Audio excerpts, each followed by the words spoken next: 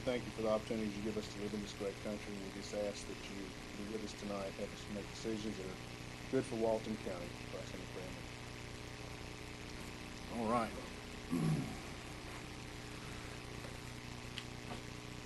Did everybody have a chance to read the minutes for the last meeting?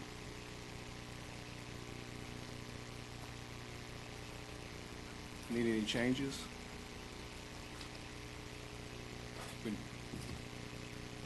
Do I have a motion? All right, have a motion. Second. Okay, all in favor? All right, aye.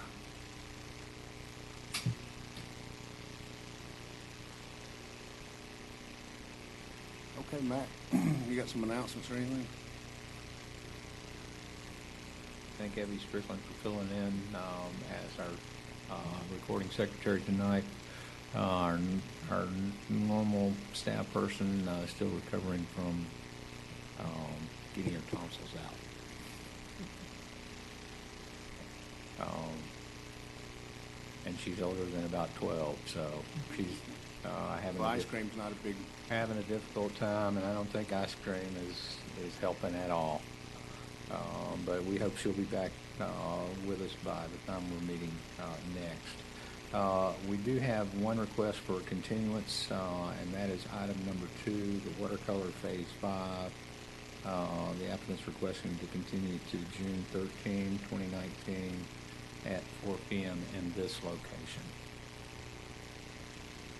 I'd like to... Sure, we got a motion? Motion. Second. You can just take your pick. Okay, all in favor? Unanimous.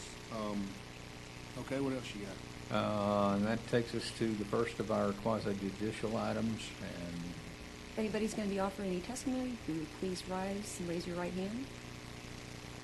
Solemnly swear or affirm the testimony you're about to give in these proceedings will be the truth. And for the commission, has anybody on the commission had any ex parte communications regarding any of these items? Nope. Thank you. All right, Matt. thank you, Mr. Chairman. The first item tonight is the Sand Hill Pines subdivision. It's a request to approve by final order. It's a major development. It's been reviewed by Kelly Frommeyer, and I'll ask her to briefly describe the project for you.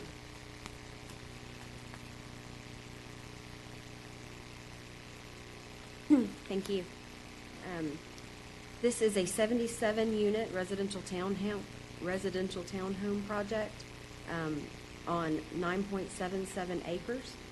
The property has a future land use and zoning district of neighborhood infill, and the parcel number is listed there in your packet.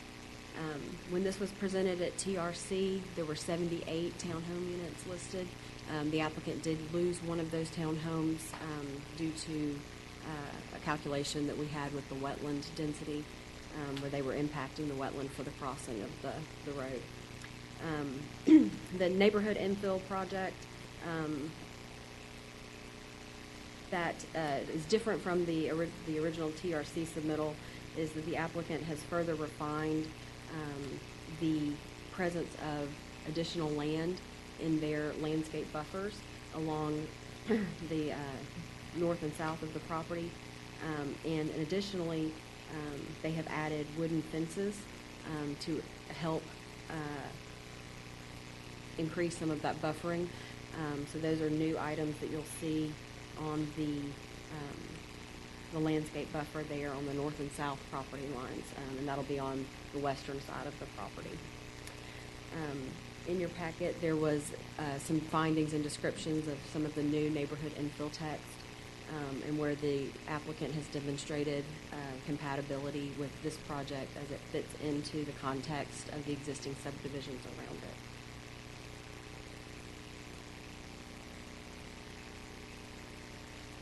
If there's any questions, I think the applicant is here to answer those. You got any questions? Thank you, Kelly.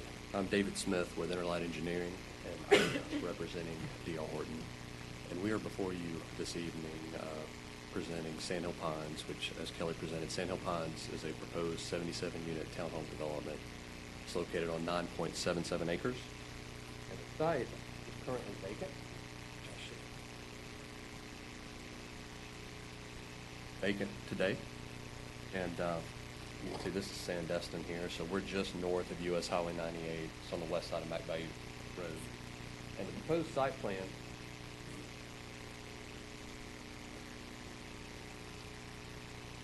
this. So we're proposing one entrance connection to Mac Bayou Road, where you enter into the community. There are townhome buildings located on either side of the roadway. You do come towards the south side of the property where we cross. This is a wetland area here. And then back at the west side of the property, there's townhome buildings on either side of the roadway. And then there's a separate roadway down here that also has townhome buildings along each side of the roadway. We are proposing 2 stormwater management facilities. They're wet detention ponds. One's located in this area, and one is located here. And as Kelly mentioned, we work very closely with the county in providing increased buffering, which we have in this area. We have buffering located on the south in these areas as well. We are proposing a fence in this location as well as another fence down in this location. And we did work with staff regarding the compatibility criteria in the land development code and did meet all of that criteria. So I did want to cover the history of this property too, because I was the engineer for this development back in 2005, and it did receive a development order. It was very similar to this layout. It was a 65-unit townhome community. The developer at that time did get his development order and his permits, did dedicated conservation easements on the wetlands. So we're crossing in the exact location we were proposing to cross back then. That was permitted. So I just want to point that out. This is very similar to what's been permitted or had a development order here in the past. So That expired? it did expire. Obviously, with the economy and the things that happened, that development order did expire. But conservation easements don't, so those easements are still there. So we're just having to operate around the conservation easement. We can't touch them. The reason I ask is because some of those did not expire. The governor had extended those indefinitely for some reason. I don't know.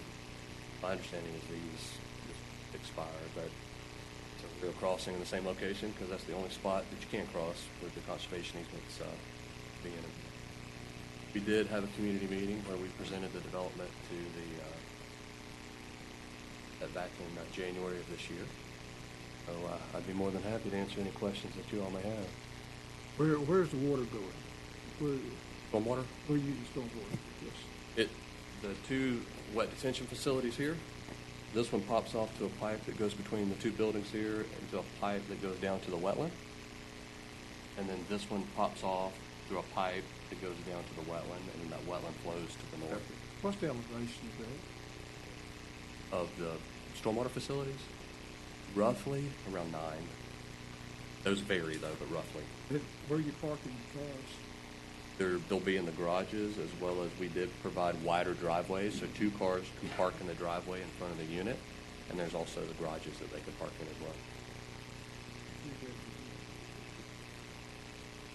Bedroom units. I know we have the floor plan, but I think they're 3-bedroom units.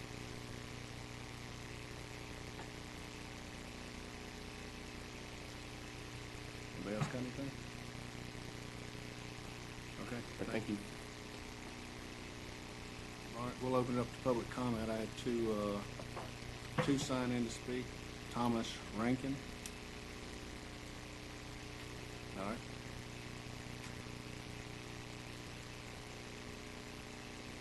Were you sworn in? Okay, she'll swear you in then. Raise your right hand. Do you solemnly swear or affirm the testimony you're about to give will be the truth? Sure. Yes, I do. R-E-I-N. What I'd like to know is, are they have a 2-car garage?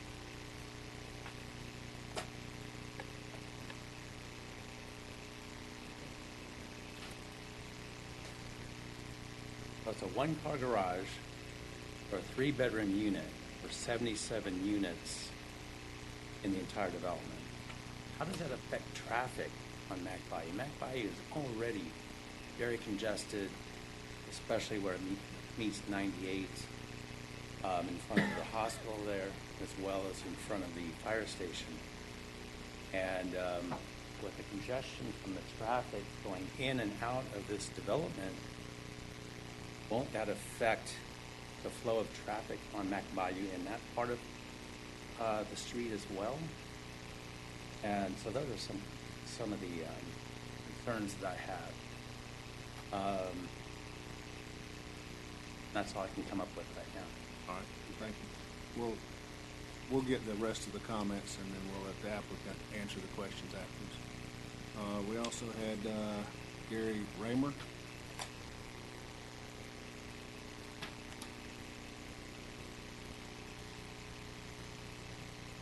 Anybody else need to stand?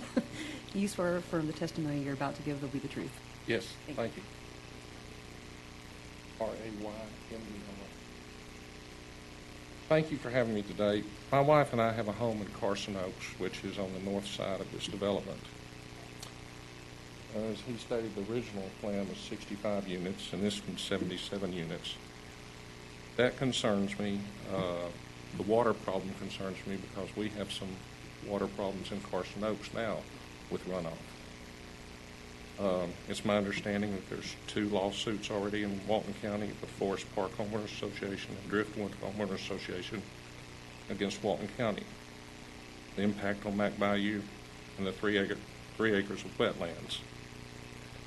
This all concerns me with D.R. Horton coming in behind us and impacting our home's values. The last probably 5 homes that sold in our neighborhood brought over $500,000. And they're adding 12 more units to the original plan. And just all this really concerns me. And my question to you all, is D.R. Horton an asset to Walton County or a liability to Walton County? Thank you. Thank you. David, you want to address these? Yes, sir. I didn't have anybody else sign up, so did anybody else want to speak? Okay. Close the public comments. Thank you. I would like to address several of the items raised. Traffic, we did work with the Walton County traffic engineer, and we have to go through a traffic concurrency process where we analyze roadways within the county's concurrency management system. There's several roadways that are over capacity, which is US Highway 98, which we are having to pay into the county's proportionate fair share fund, which is the process we go through. But as far as working through the process, US 98 was the only roadway that was deficient, so we did meet the traffic concurrency requirements of Walton County. Stormwater, we are meeting the county's requirements for stormwater retention. We have been reviewed by the county engineers, and we are in compliance with Walton County Land Development Code requirements. And I know currently today water freely flows to the wetland. We have to retain water and treat it before we can release it. So we do go through the appropriate design, and then water will be restrained before it's just freely allowed to flow into the wetland. I can't address the 2 lawsuits, so I'm not sure what those are or if they're in place, or so I'm not aware of those. And then the wetlands, as I mentioned, it was a permitted impact back in 2005. Then the developer at that time donated conservation easements on the remaining wetlands. So we're going through the exact same crossing, and we're only impacting a small part of the wetland. That's just to provide access to the western portion of the property. So we did try to the greatest extent to minimize the impacts. We do have to cross, though, because the wetland spans the entire property north to south. So I'd be happy to answer any questions you all may have. Okay. Thank you. Thank you. All right, what are y'all's wishes?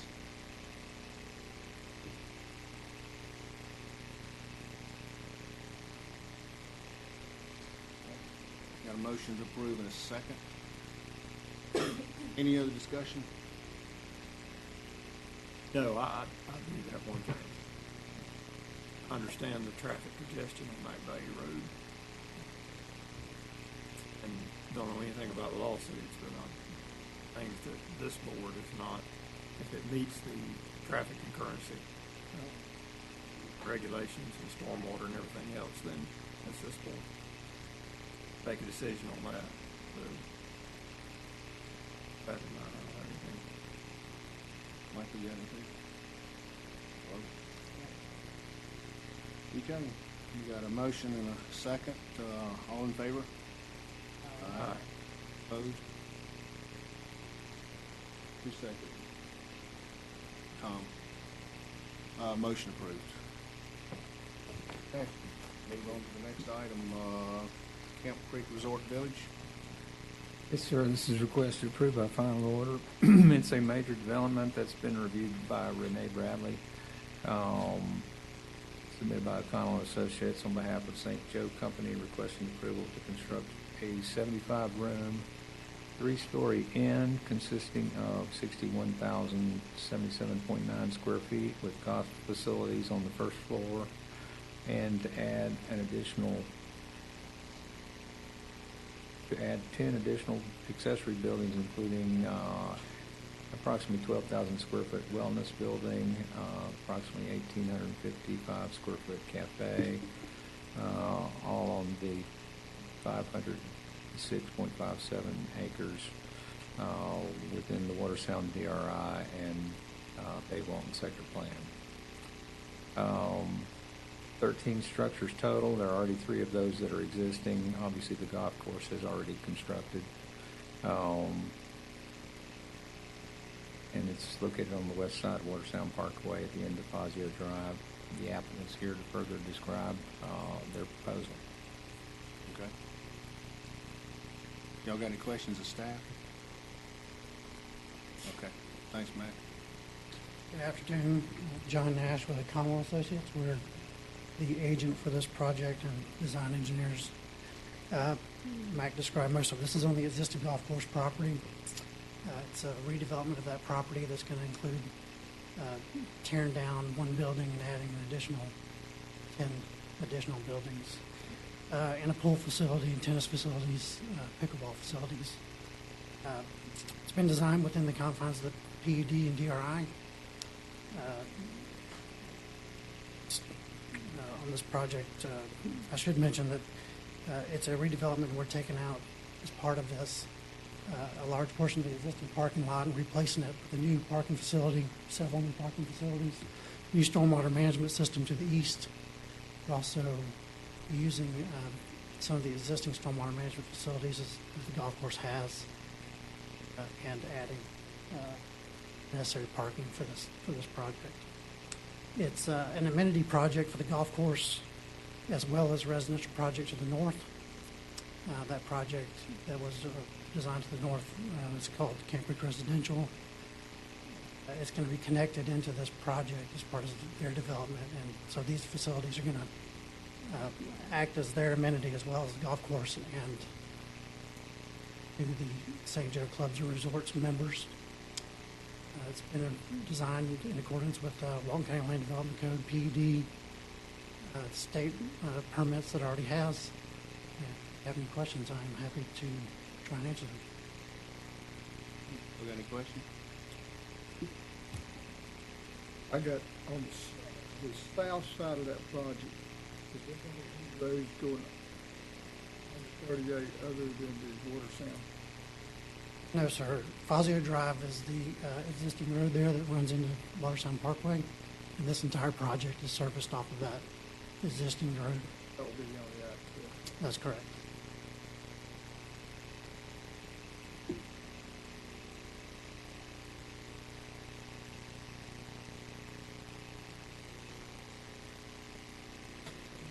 Anybody else got anything?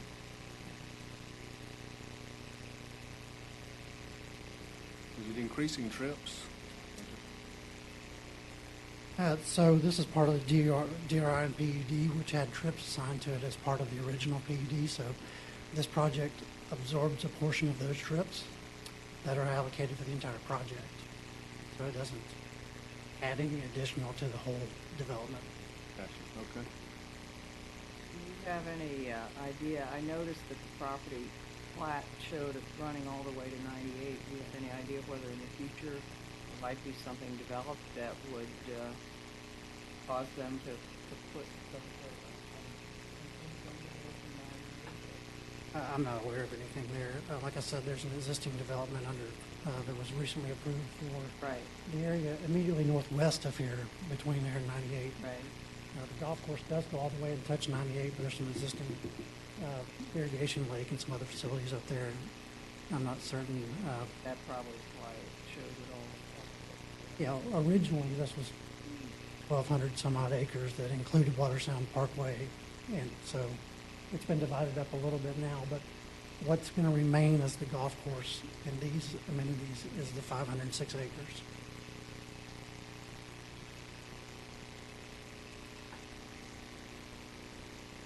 Anything else? All right, I don't think we had anybody sign up for this. Nope, we don't have anybody sign up. I don't see anybody. Anybody in the audience want to speak to this? Okay, all right, commissioners. Motion approved? Second. Second, that was Michael. Any other questions, discussion? All right then, all in favor? Aye. Opposed? Unanimous. Okay, well, that, pretty much winds up the agenda for the day, Mac, unless you got anything else. No, sir, we've got a fairly short agenda tonight. It's still daylight outside. It is. We're not gonna know what to do with ourselves, are we? All right, thank you all, meeting adjourned. Thank you very much. All right. Short, sweet. Would you be sending your credit card, or would you be? Teddy picked a bad one to miss here. Don't miss one, this is gonna be a long one with a bunch of contentious stuff. Teddy. Yeah, we're all, that first big one that comes up in the future, we're all gonna be gone. And then we'll all be stuck with it when we come back. I know one thing, the parking is better down at the annex. Yeah. Without this being in there, yeah.